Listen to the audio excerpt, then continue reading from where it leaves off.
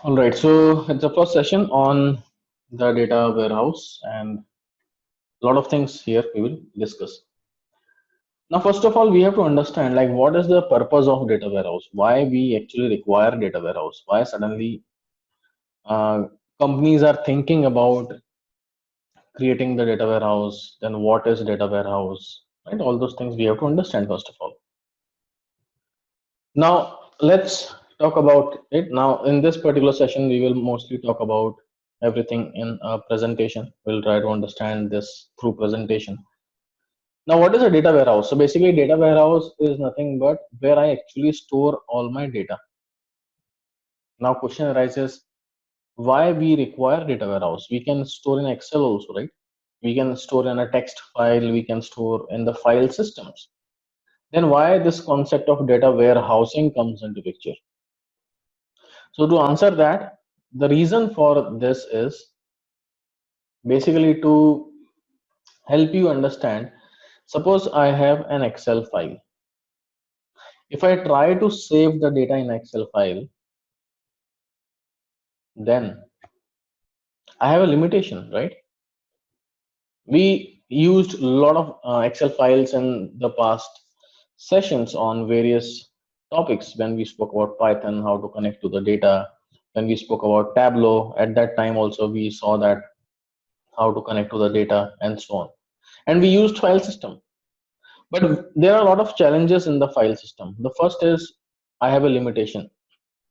I cannot able to store data more than 10 lakhs in Excel, right? Excel has a limitation. So if I have more than 10 lakh records, now 10 lakh records is nothing if I talk about in a real time industry experience. I worked in like 400 500 million records. So when we are dealing with multiple data sets where Excel is not capable enough to handle that, we require something different. We require some databases. Now, again, the second thing is why we require database. Let's say, for example, I have a table, right? I have an employee table, and I have a department table. Now, in this table, I have department ID as one of the key, department ID, and I have here also department ID, one of the keys. I want to join these two tables on department ID. If I talk about, let's say, in the file system, suppose if I talk about the Excel file, right? So in Excel file, let's say I have a department ID 10, and I have in this sheet also department ID 10. Now, if I will remove the record from here, I remove this record, then when I'm trying to join this table and this table, I will not able to get this 10 in this table. That means the data is corrupt now, because I don't have the entry of department ID 10 which is present in the employee table in the department table. So I'm not able to get the information about that department, like which department it was. So let's say by mistake someone removed from the Excel file, then it will throw, like it will corrupt the data. So that is one of the limitations of the file system. When I'm actually having multiple files and have multiple data, anyone can remove the data easily, and that may or that will lead to corruption of the data. So question arises, what is the solution? Then solution is nothing but the data warehouse. I have to come to the databases. I can create my data warehouse in Oracle, Teradata, Big Data. A lot of things are there. We can use various different database to create MySQL database to create uh, uh, data warehouse. So now what is a data warehouse? So basically a data warehouse is a system that stores data from a company's operational databases as well as external sources. Now what does that mean? Let's take one simple retail store example. We normally go to retail store and purchase a lot of products. Now when we are purchasing a lot of products, at that point in time we go to the counter, and in the counter people are like, there are a lot of people who are entering the details about what products you purchased. So that database is nothing but known as operational database, because some operations are going on from there. also known as ODS, operational data source, or you can also say that POS.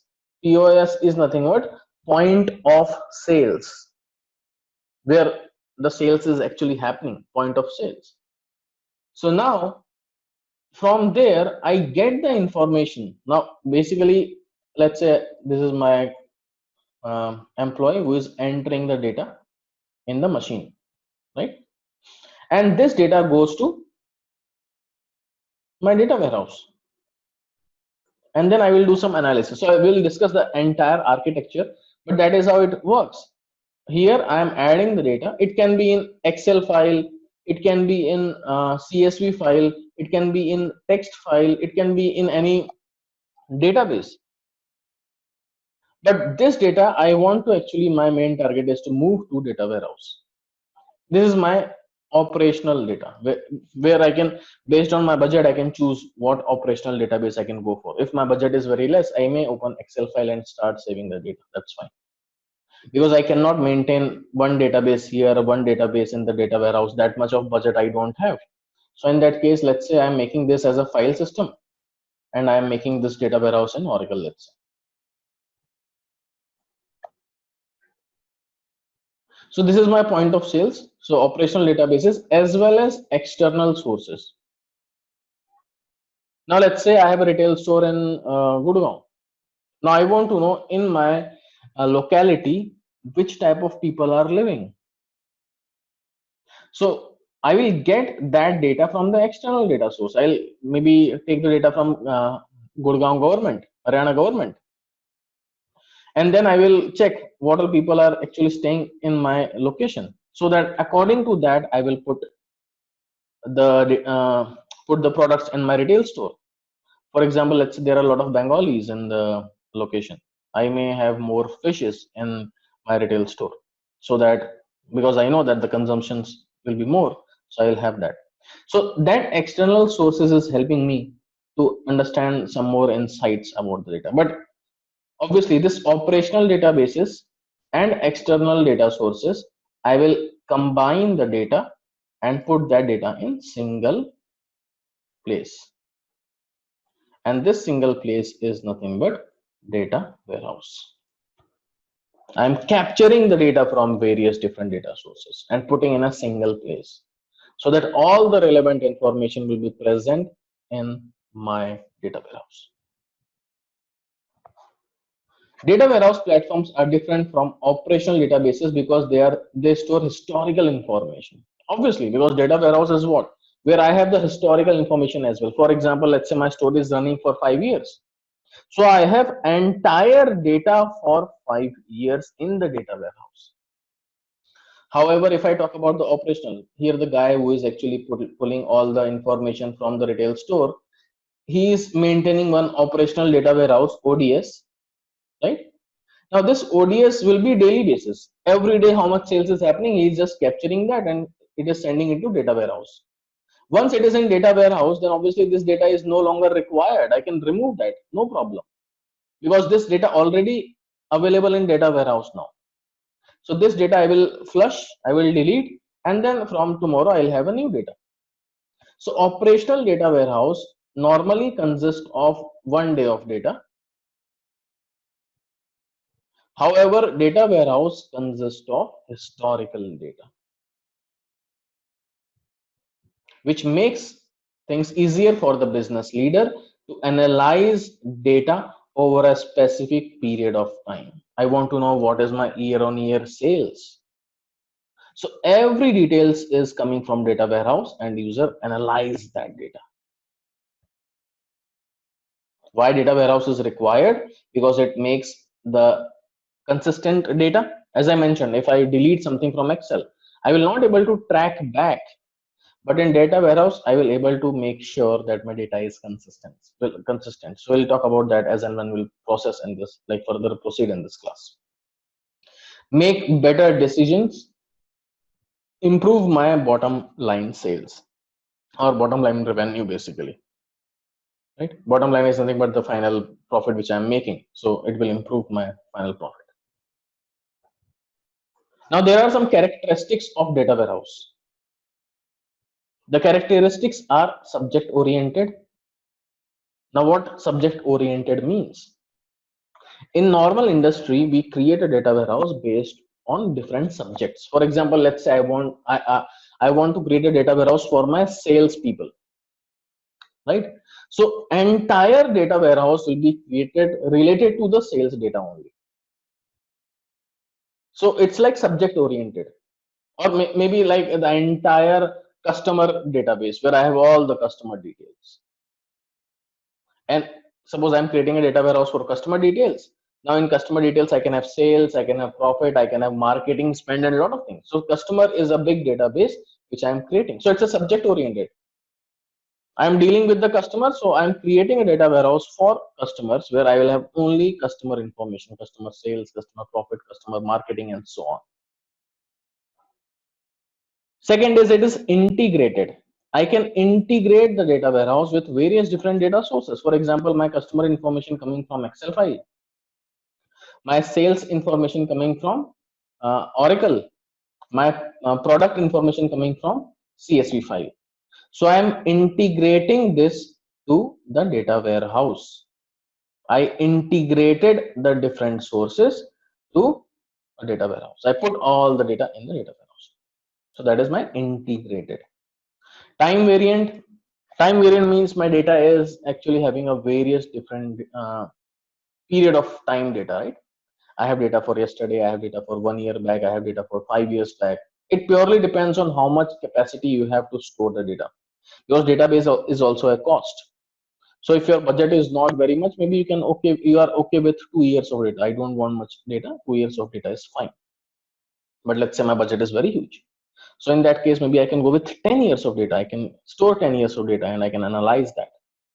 So it is time variant. Based on the time we can able to, like, based on, do any slice of time. Let's say I want to see the sales of January 2020 or January 2015.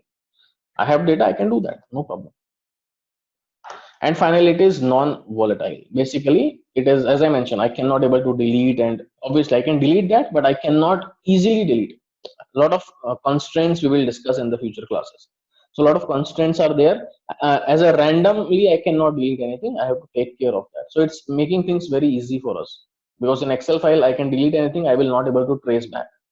However, in the database, if I'm trying to delete something and there is a primary foreign key type of constraint, then it will not able to delete it, which we will see again, as I mentioned in the future sessions. So these are the four main characteristics of data warehouse: subject oriented, which is based on the different subject area; integrated, I can integrate with different data sources; time variant, I can have like previous periods data as well; non-volatile, it is not easy for me to delete the data. A lot of anomalies and a lot of, I would say, a lot of constraints I will have to take care of. So these are the benefits of data warehouse. Now let's talk about the architecture. How data warehouse look like? Basically, you have to understand what is the architecture in real-time IT world, how the data actually flows, right? So we'll discuss each and everything here. We'll try to understand where all those things will come in, where the database comes in, where the ETL processes will come in, where the reporting comes in, where the predictive analytics comes in. We'll talk about that each in detail in this slide. So now here you can see that I already mentioned what is ODS, right? Operational data source. So I can have various ODSs, absolutely possible. Let's say here I'm saving all the customer data. Here I'm getting data from the websites. Here I'm getting data from the, let's say, apps customers are using, right? Those information I'm getting. So this is my operational data source. From this operational data source, I will pull the data to data warehouse, and that will be done by ETL. Now ETL is nothing but extract, transform, and load. I'm extracting the data from ODS. I am transforming the data. Basically, I am making some changes in the data as per the business requirement. As a simple example, let's say I have first name and the last name. Business wants it as a name. So what we are doing, we are concatenating first name and the last name. making it as a name. So this concatenation is nothing but a transformation. I'm transforming the data. Once I am transforming the data as per the business requirement, I'm loading the data to data warehouse. So all the business logics happens at this point. All the business transformations, business logics comes at this point. In data warehouse, again, we have business tables where all the business relevant informations we store. We have metadata. We'll talk about that once we'll start SQL. And we have other objects like views. We'll talk about that also once we'll start. So basically in data warehouse, it consists of a lot of different objects, which we will see as and when we'll proceed in the SQL classes. But just to understand, majority of my business data is falling in here. So in database, I will have different tables which I am storing in the data warehouse. Let's say I have customer table, I have product table, I have sales table, and a lot of things. Right? Different type of tables we are storing in this database, and this entire thing is data warehouse. Now after this, there is a concept of data marts or semantic layer. Data mart is nothing but, now here I took one example of the hospital. So let's say I am getting the data from various different data sources. I am putting that data to data warehouse. And after this, I am further segregating the data into different subject area.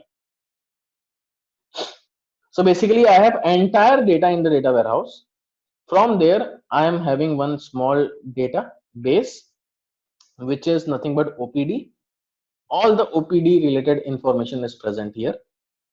Let's say pharmacy data is present here, finance data is present here, census data is present here. So basically what I'm doing is, from the database, from this data warehouse, obviously this data warehouse consists of everything we already discussed, right? We're getting the data from various different data sources, and then from here I am segregating further, so that suppose I'm a manager of OPD, I want to analyze the data for only OPD. So I don't want to hit the database directly. Instead, I will hit the OPD. So this is like a subject oriented small databases, which is nothing but data marts. So data mart is nothing but a subset of data warehouse which can be used for further analysis or further downstream applications. For example, let's say after my data warehouse is created, I have this OPD data. From this OPD data, I want to process, let's say billing. I want to do some billing. So some application is going on of billing, right? That application is actually fetching the data from OPD. So this application billing is fetching the data from OPD, which is a data mart, which is actually getting the data from data warehouse. But you will think now, we have data coming from here. Here, let's say I have OPD data. Here I have patient data. Here I have census data. Then why we are segregating again? Because it's a very raw format. Some business logic I applied, right? That business logic was not applied here. I applied here. So basically I am getting the data very raw format from here, and there are chances that I may have to get this data and join with this data to come up with the final OPD data. Very much possible. So I'm getting the raw data from here, doing the business processes. During this business processes, there are chances that I may join this data with join this data, or maybe let's say I will join this data with census data, and then analyze something, or maybe I create a different data which is like combination of this data and this data, which actually required by this OPD team. Basically, OPD team wants to know how many patients are coming in, plus what is the population of my city, and then I want to analyze the data, right? So in that case, this is my OPD data, this is my census data. I am joining it and putting in OPD. Very much possible. So that data I am getting in. So from this raw data, I am transforming it, and then I am putting in data warehouse, and then I am further splitting it to the business type, like based on the subject area. Now, if this OPD data is helping me to run in the upstream application, for example, billing, as I mentioned, right? if this OPD data I am passing to the downstream application which is billing, then we name it as data mart. So basically data mart is used for fetching the data from the data mart to further applications, new applications, downstream applications. However, there is a different terminology called a semantic layer, which is exactly same as data mart, no difference. The only difference is that semantic layer will be used for reporting. It's just a name, technical term, but actually both are same. There is no difference. So if your budget is more, if your technical budget is more, then you can create data mart and semantic layer both, because it's like duplicate data only. I'm putting in data mart also, I'm putting in semantic layer also. Semantic layer we use for reporting purposes, and data mart we use for future applications or downstream applications. If my budget is not more, then I can go with single, I can go with data mart, and I can use this for upstream application and reporting both. That is perfectly fine, right? So purely based on the budget. Suppose I have huge budget, I want everything should be segregated. If you are using for reporting, connect to semantic layer. If you are doing some applications, connect to data marts. But suppose I have a new company and I have a limited budget, I can create a data mart, I can use for reporting also, I can use for future application or downstream application also. So let's say, let's assume that our company is very small, we are okay with data mart. Now data mart also are of three types. One is independent, second is dependent, third is logical. Independent is what? Suppose if some changes are happening here, if some changes are happening here, still I will able to use this OPD data for my application. It is independent, so nothing will happen here till the time the changes are happening in the data warehouse. If the changes are happening in the data warehouse, this data is not getting impacted, then obviously I will say that this is an independent data mart. But let's say this data mart is impacted, suppose some changes is happening here, automatically some issues happened here as well, because some changes are happening here. Till the time this particular data warehouse will update, I will not able to use the data mart. Once it is updated successfully, then only I will be able to use the data mart. Then this is known as dependent data mart. And third is logical. So basically I am not creating a separate data mart, I am putting data mart inside the data warehouse only. So it's a logical data mart.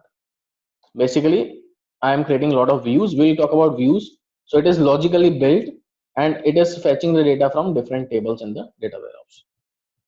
Logically some logics is built inside it, and if something goes wrong here, obviously this will also not available. Once my data is fully updated here, everything is fine, then only this data mart will help me to do some future processes like reporting. So basically this is the three type of data marts we have. One is independent, second is dependent, third is logical. These are the three types of data marts. Data marts is a subset of data warehouse which is segregated based on the subjects. Till this point, any questions to you guys? Are you guys able to understand what's going on here? There are a lot of buzzwords going on, right? Data scientist, data engineer, BI professional. Everyone wants to become data scientist, right? Everyone wants to become BI professional. But where will you stand here? Where your job role will be, right?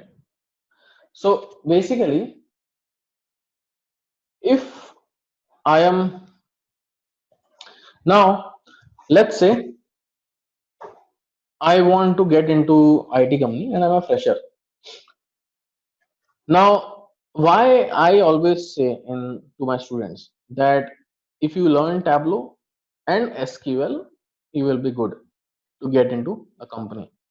I saw a lot of people who want to learn artificial intelligence in this current batch only. I have a lot of students who want to learn artificial intelligence. They want to learn Python. They want to learn R. They want to learn Power BI. They want to learn Tableau. I always say my student, learn two things, but it should be perfect. Once you get into the company, that is the main priority.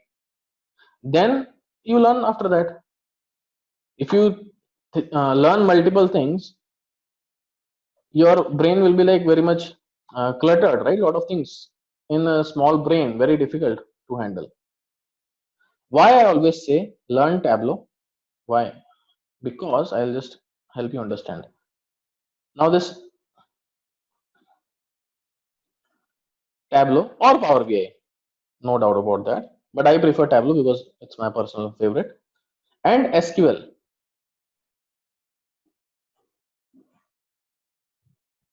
When you are creating a data warehouse, and in this entire cycle, right, this will be the entire cycle. Once you know SQL and Tableau, you are actually capturing this entire thing. Only this part will be not taken care because we don't know any ETL tool. But if you know SQL, if something goes wrong in this Tableau report, you have to analyze why the data is coming wrong. You have to write a lot of queries. Where will you write the query? You will write the query here. Let's say I am having a OPD data. I am creating a Tableau report for OPD data. In that case, I want to hit this OPD data mart and write a query to check why this report is giving me wrong information. So SQL is must. Tableau, you already have a good understanding. And if you have an idea how my data warehouse project runs, you are good to go to get a job.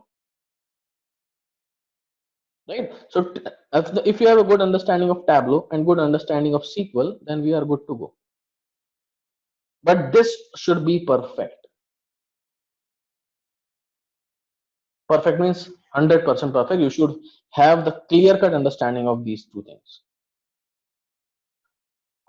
Now, I'll come to the jobs. Now here you will get a job as a data analyst, BI analyst, right? All those type of jobs you will get with these two tools plus SQL. Obviously, SQL is must when you are getting into data world. Without SQL, you are nothing. Second is here you will get a job of data engineer, where you will clean the data, transform the data, understand the business logic and all those things. The data engineer people do this. To maintain this data warehouse, right, there is a data DBA jobs, database administrator. Obviously, this is these days there are a lot of managed databases available, so this job opportunities are very less. This job opportunities are very less. So I will obviously not go with what's going on. I will not obviously go with this opportunity that you go. Give me a minute, guys. Yeah. So I will not tell you guys to look for your career here. Obviously, a lot of opportunities are not here. If you know any ETL tool, now there are a lot of ETL tools, Informatica. Then we have Alteryx, which is again very much in demand. I'll write all the names later on in a notepad for you. Informatica, Alteryx, BODS, and a lot of other tools are there. So we can learn any one of the tools and you will get this data engineer job. Or if you have a SQL understanding, so SQL can be used also in this particular part in some of the companies. So that ETL thing people are using through SQL also. So we can see the power of SQL. SQL, you know, then you are actually eligible for this part of the job as well. So data engineer comes here. Here we have BI, data analyst, all those things comes in here. Here we comes up with data scientist. Now from here OPD, let's say I want to analyze my existing data. When I want to analyze my existing data, in that case, you will require Tableau, Power BI type of tools, right? Analyzing the existing data is known as descriptive analytics. Suppose I have my business and I want to see what all sales I am having in different regions. Then descriptive analytics comes into picture. But I want to do some predictions now, right? I want to know what is the house price. I want to know how many patients will come next month. What will be the revenue next month? I am doing some predictions. Then predictive analytics comes into picture. So this data science word comes in the market for last 3, 4, 5 years because people are now more doing this predictive analytics. Why? Because my storing capacity cost is reduced drastically. I can store lots and lots of data, right, with few dollars. Processing power increased drastically, 32 GB RAM, 64 GB RAM, and so on. So when we have good processing power, when we have a good amount of data capacity for storing, then why will I not go and do some predictions? I can do that, right? That is why this predictive analytics comes into picture. But before 5 years, we used to do only this part of the work, right? Only this part. This part only we used to do. And this is like a bread and butter for any IT company, any business, right? They want to analyze their existing data. You will have huge amount of job opportunities here, huge. That is why the reason I told you guys, learn Tableau, learn SQL, you are through. If you don't know Python, if you don't know anything, we are okay with that. You will get a job. Python is just an edge for you guys. And obviously, if you know these things, then obviously your market value will high. Why not? But do you know Tableau? 100%. Do you know SQL? The current answer is no, right? We don't know it. So how much good you are in Tableau, how much good you are in SQL is what matters the first thing to get a job. After that, Python and other things they will think of. Now, once this is done, now what else we have? Now this is a data warehouse architecture where we explained everything, right? ODS, then ETL, then data warehouse, then data marts. Then for BI, I have this part. If I want to do some prediction, then I put the data here. I'll do some predictive analytics. This is my entire data warehouse architecture. Now, how many of you guys heard about data lakes? How many of you guys heard about data lakes? I saw a lot of people are very much curious enough to learn a lot of things. How many of you guys heard about data lakes? Anyone? Question arises, how we will create data warehouse? Suppose I have a company. Let's discuss as a very layman. Okay, guys. I don't want to get into technical now. Just first understand the concept. I started my company. I'm very small company and I have limited budget. I don't have any funding or nothing. Let's say me and Milind started a company. I will ask question to Milind only as a technical expert now.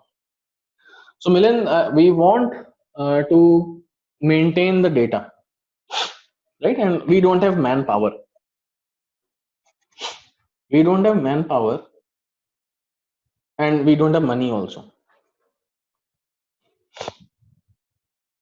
Will we go ahead and create the data warehouse, or will we ask someone to create the data warehouse for us? We don't have money. Data warehouse will give me a lot of cost. Shall I go ahead and ask them to create a data warehouse? And my business is very small, guys. Daily I have, let's say, 1,000 records coming in, 1,000 transactions happens, nothing else. Shall I go ahead with creating a data warehouse? Milind is saying no. What about others? No, obviously, because I don't have budget, right? I don't have budget. How will I go and create a data warehouse? Not possible. What will I do? I will start creating the Excel files. Simple. Sasta tikau, right? Let's say I am taking care of the, let's say we are into training. I am taking care of the Python training. Milind is taking care of the Tableau training. And let's say Mahima is taking care of the SQL training. So what we will do? Mahima will take care of the SQL students.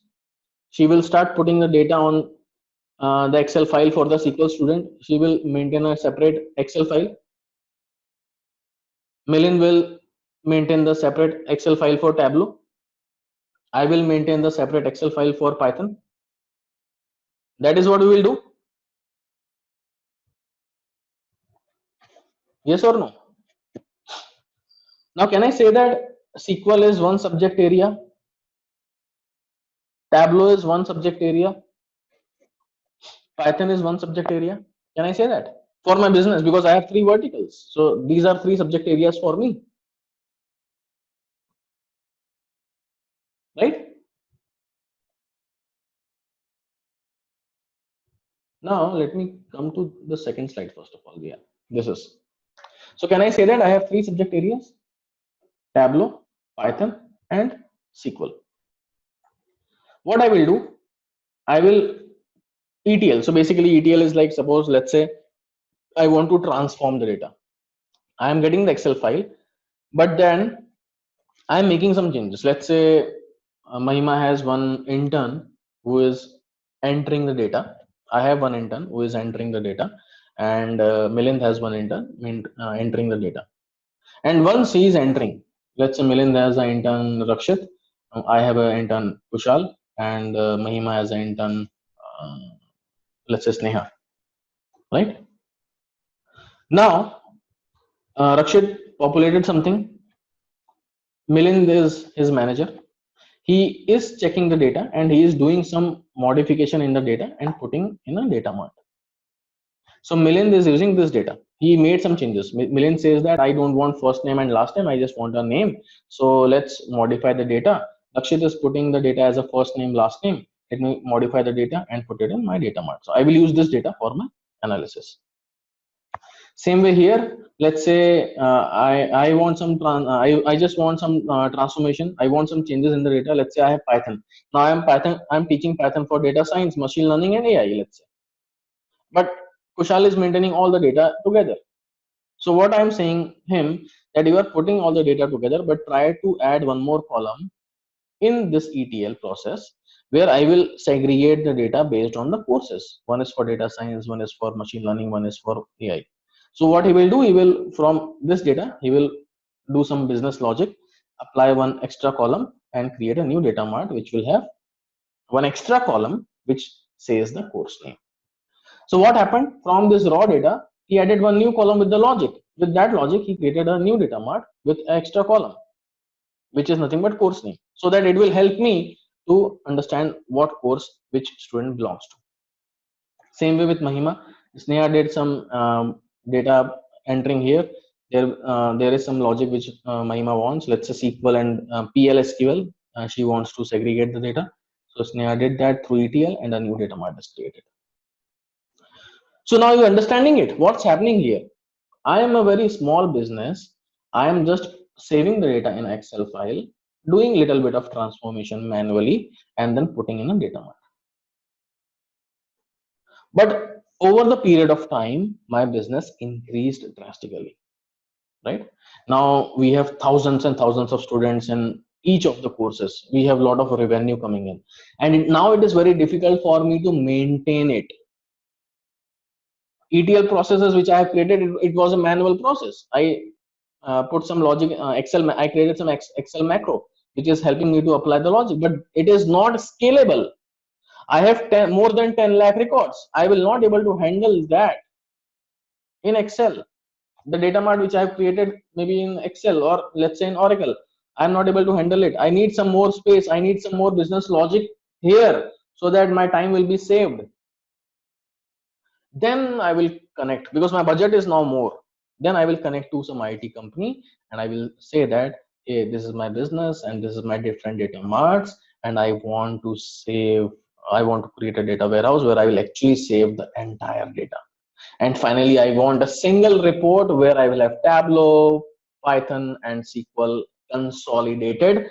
Mahima and Melinda are now directors, and we want to analyze the overall business, because now we are not teaching. We have a lot of trainers under us, and we are now analyzing the data and trying to understand what's going on. So I want a single consolidated report which will help me to analyze my data. Then I have budget. I'll ask my IT team to create a data warehouse. So here what happened?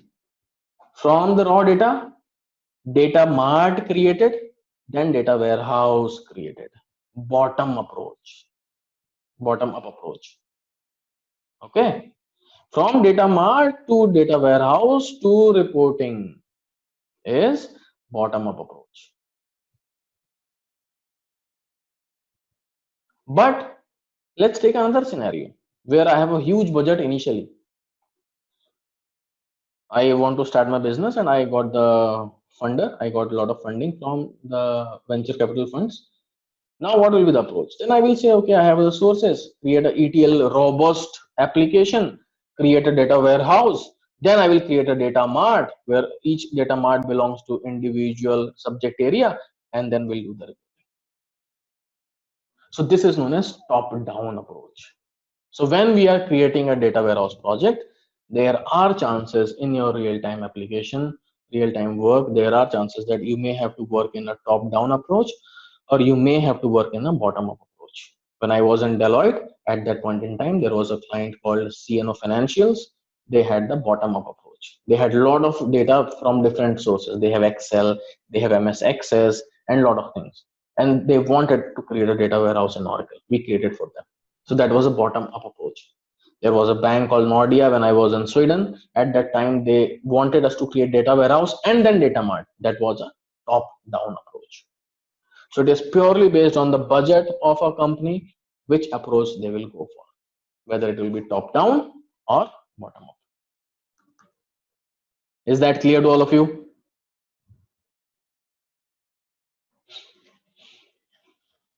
Are you guys understanding, able to relate the things? What's going on here? Is this helping you guys? Learning something new? All right. Now, data lake. Now, data lake is a new term. Like data science is a new term, right? Same way data lake is a new term. They are like in IT, they are like they want to just come up with a fancy words, right? The concept is very simple. Now, what is data lake? During the training, I told you many times that I gave you this example also. When I was working for Deloitte, there was a client called Celgene. We are getting data from various different data sources, right? I told this multiple times. So basically, what they wanted was they are capturing data from, let's say, Optum is one source, then FDA is one source. They are capturing all the data, and then they will process the data if they require it. What companies are doing now? They have a lot of storing capacity. If suppose you have a lot of storing capacity, you will take a lot of things and then you will use those things once you will require it, right? Same way in the data lake as well. Data lake is like a different approach of these days people are using. I have ODS. ODS is here nothing means, let's say I'm getting data from IoT. People are talking about IoT, right? A lot of apps is generating the data. I want to get the data. Let's say I'm into restaurant business and I want to get the data from Magic. This Magic, some app is there, Magic Pin, right? So they are capturing a lot of restaurant data. So I will ask them, please supply that data to me. I want to analyze for my business. So I'm getting the data from IoT. It's IoT, right? Because it's capturing from the app and it's real-time data. I'm capturing it. Perfect. Then I'll go to, let's say, some of the vendors who are providing my competitors data. So I will ask them, I will pay money to you, you give me the competitors data. So that is one source. Then I will have my own data, my own business data, right? So I'm capturing the data from various different data sources and putting that in data lake, guys. For example, here I took the example of Life sciences. Optum is one of the source. So basically there is a company called United Health Group. United Health Group. So this company generates the data called Optum.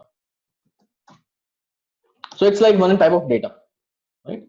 It's like one type of data. If you see here, Optum is committed to provide best health services, leading way to better experiences. They generate a lot of data. Similarly, we have FDA data also. I shared this data to you guys many times. FAERS database, this data, right? So this is also one of the data which we use. So this consists of a lot of patients data and all this. Like suppose I am taking a drug, then what side effect happened to me and all those things. So that data is captured here. It's a quarterly file, so you can play around with this. Those guys who know Tableau, you can play around with this data. So it's a quarterly file they maintain. Similarly, there is a Worldometer website. So there is a Worldometer website. Here I get a lot of data on coronavirus, population in the different countries. It's an amazing website, amazing website. So we are getting data from here also, right? Then there are other websites also. So what I'm doing is I'm capturing all the data and putting in my data lake. Now it's up to me now whether I want to use FDA data for analysis, or I want to do Worldometer for analysis, or I want to use Optum data for analysis. Is up to me now. As and when I require the data, I will pick the data and play around with it. So data lake is nothing but I am putting the raw data in my data lake, and as per my requirement, I will apply the ETL, process the data, and do the analysis. Are you guys understanding it? So basically data warehouse, data lake. In data warehouse, my data is clean, and then I am doing analysis. In data lake, my data is raw, and then I am cleaning, and then I am doing analysis. And this is the latest thing which people are doing in the industry. The benefit is cost is less. I don't have to create the data warehouse, right? I have raw data. Suppose I am interested in the population data, I connected Worldometer, do some processing, and then doing the analysis. Done. Very less cost. But suppose my business is very huge and I have a lot of budget, then I can come up with some more new type of technique. Data lake and warehouse. I have a data lake, raw data. I am doing some ETL processing. After that, I am creating a data warehouse, guys. So I have a data lake as per my requirement. I pick the data, do some processing, putting it in data warehouse, and then I am doing analysis by segregating it to further data marts. But here you will obviously understand, right? A lot of cost will be there. I have to first create a data lake, a cost. I have to do some ETL processes, a cost. I have to write the logics, right? I need a ID professionals for that. So it's a cost. Then I have to maintain the data warehouse, it's a cost. From there, I am creating the different data marts, it's a cost. And then obviously reporting and analytics, it's a cost. However, if you see in the previous example, the cost is very less. No data warehouse, no data marts, nothing. We just fetch the data, put the raw data here, analyze that, do some transformation in the data, and then analyze the data. Simple. So data lake architecture is nothing but get the raw data, play around with it, and done. If your budget is more, you can go with this type of approach also. It will be more robust, it will be more beautiful, but again, it is a cost. Did you guys understand the raw data and data lake and data warehouse? Now in data lake, we can have unstructured data as well. I have a text file, I have unstructured data because it's a raw data. In data warehouse, my data will be structured. It cannot be unstructured. So suppose, let's say I'm having a log files, or I am having a Twitter tweets, right? I am fetching all the Twitter tweets, analyze, like doing some transformation, and then I'm making it as a table. So from the raw data, which is a Twitter tweets, I'm doing some processing, making my data clean and structured table, and put that in data warehouse, and then I will do analysis. So in my data lake, I can have unstructured. I will have obviously because a lot of unstructured data they are generating now. So I have unstructured data here. From here, I can very well play around and transform and then do the reporting and analytics, obviously. Is this architecture clear to all of you? Any questions till this point before I proceed?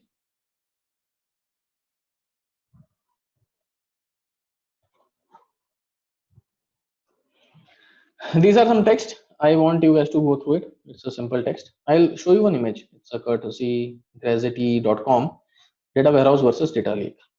It's a beautiful infographic they have created. Now, in data warehouse, data is processed and organized into a single schema before being put into warehouse. The analysis is done on the clean data in the warehouse. That is what we discussed. In data lake, raw and unstructured data goes into data lake. Data is selected and organized as and when needed. That is the data lake. Okay, so that is very important difference between data warehouse and data lake. In interview, you can tell that I know data warehouse, I know data lake, and you can give the answer. Okay. Now there is a concept of OLTP and OLAP, online transaction processing, online analytical processing. Now, what is online transaction processing? Well, what is online analytical processing? Do you guys go to ATM machine and fetch out the money? Do you guys applied for mini statements? Right? Yes or no? So if you go to ATM and if you'll ask for mini statement, if mini statement will generate after 2 hours, will you enjoy the experience? No, right? So when we are talking about OLTP, it's a transaction processing. Number of records are less. If you go to ATM and you will say, okay, I need last 6 years of transactions. Will ATM give it to you? No, right? ATM will give you last 10 transactions maximum. However, when you want last 6 years of transactions, then OLAP type of transactions comes into picture. Online analytical processing. Now, what is the difference? Let's try to understand. Basically, in OLTP, my data volume is less. In OLAP, my data volume is high. Suppose I want to analyze my past 6 years of data, how my business is growing over the period of time, or I want to do some analytics, online analytical processing, right? Huge amount of data, I'm analyzing it. Then OLAP system comes into picture. But suppose I need a quick outputs, mini statements, transactions, and a lot of things. In that case, I will have online transaction processing because the number of records are less. Okay, so OLTP is nothing but when you want the quicker output. OLAP is nothing but when you want the like more historical understanding, right? You want to understand how the things was over the period of time and how now it is. So when you have huge data, when you want huge analysis, then we go with OLAP systems. But when we want quick outputs, then OLTP comes into picture. All right. Perfect. Any questions till this point?